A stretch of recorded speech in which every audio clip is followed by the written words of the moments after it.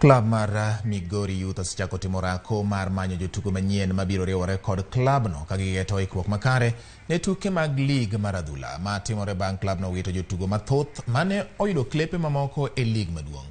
Klabno mawuok e kaunti ma Migori osebedo ka chiwo thuolo ne jotugo mawuok e kauntino kama en ranyisi mar gero mich mar rowere ahinya to mawuok e alwora ma Migori. Kata odoko ni klabno osebedo kod nok mar omenda, gin kod geno ni gibiro bedo kod tugo makare season manyien ka lek margi en duogo e lig maduong' ma pacho ka. Migori Youth notieko e thuolo mar 5 e lig ma piny season mokalo.